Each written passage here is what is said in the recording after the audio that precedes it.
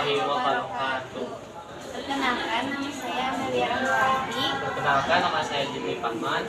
Saya akan mempresentasikan jurnal yang berjudul Wawasan Nusantara sebagai satu kesatuan politik, ekonomi, sosial, budaya, pertahanan, dan keamanan oleh LP Litriana.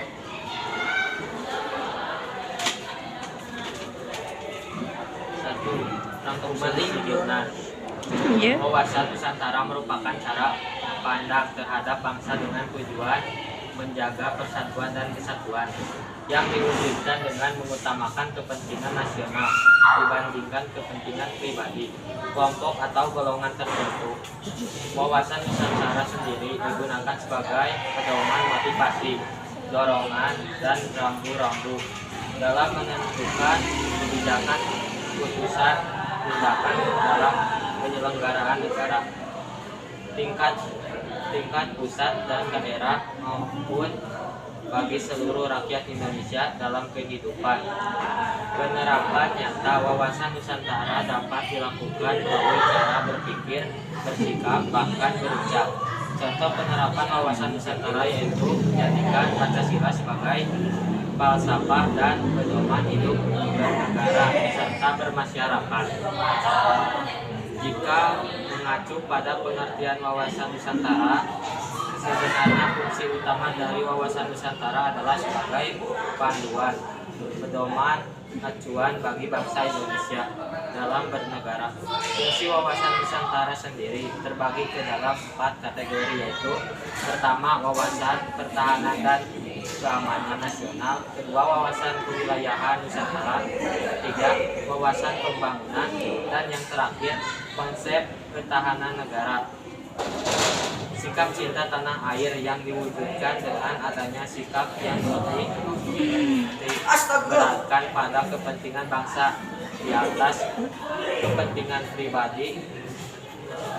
Berikut penerapan wawasan Nusantara dan tantangan yang dihadapi dalam implementasi wawasan Nusantara. 1. Implementasi di bidang pertahanan dan keamanan. Implementasi di bidang pertahanan dilakukan dengan membentuk sikap dan kedisiplinan diri dalam membela tanah air, serta membangun sarana serta prasarana bagi kegiatan atau aktivitas pengaman wilayah Indonesia. 2. Implementasi di bidang politik. Implementasinya ada di dalam pelaksanaan kehidupan berpolitik Indonesia, terhadap juga dalam undang-undang, misalnya UU Partai Politik dan UU Pemilu.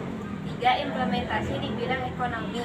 Implementasi ini terdapat pada pemanfaatan kekayaan alam sambil menjaga kelestarian lingkungan. Kekayaan dan letak geografis Indonesia yang strategis dapat dimanfaatkan dengan maksimal untuk perekonomian negara. 4. Implementasi di bidang sosial dan budaya. Implementasinya yaitu saling menghargai dan menghormati setiap perbedaan yang ada di tanah air, pelestarian serta pengembangan budaya, dan menjaga keberagaman baik dari segi budaya, bangsa serta sosial yang ada di Indonesia. 2. Tanggapan mengenai wawasan Nusantara. Bangsa Indonesia lahir di atas perjalanan sejarah yang sangat panjang. Sedangkan semangat kebangsaan itu menjadi bangsa merdeka ditandai dengan lahirnya organisasi Budi Utomo. Proklamasi 17 Agustus 1945 merupakan buah dari perjuangan yang dilandasi semangat tersebut. Oleh karena itu, semangat kebangsaan yang telah dibangun susah payah oleh generasi terdahulu seharusnya dapat tetap dipelihara dan dipertahankan oleh generasi saat ini. Wawasan Nusantara dikembangkan berdasarkan aspek kesejarahan atas dasar pengalaman sejarah yang tidak menerima terulangnya perpecahan dalam lingkungan bangsa dan negara Indonesia. Itulah mengapa pentingnya memahami banyaknya perbedaan tersebut melalui wawasan Nusantara. Sebagai warga negara yang baik, hendaknya memiliki wawasan Nusantara sebagai bentuk perwujudan rasa nasionalisme. 3. Wawasan Nusantara Indonesia saat ini. Menurut kami, sebagai generasi muda Indonesia, wawasan Nusantara bisa membuat masyarakatnya untuk menjaga keutuhan bangsa Indonesia. Seperti diketahui, negara Indonesia merupakan negara multikultural, yaitu memiliki beragam budaya dengan suku, ras yang berbeda yang sangat beragam. Pemahaman wawasan Nusantara juga akan meningkatkan rasa bangga bagi kita atas bangsa, karena sesungguhnya semua itu sudah menjadi kehendak dari Allah Subhanahu wa Ta'ala yang telah mengaruniai kita dengan keberagaman, tetapi tetap bisa bersama menjadi negara yang bersatu. Itulah wawasan Nusantara bagi pelajar saat ini. 4. Gagasan tentang kampanye wawasan Nusantara. Kampanye wawasan Nusantara bisa dilakukan dengan menerapkan sikap sesuai dengan nilai Pancasila.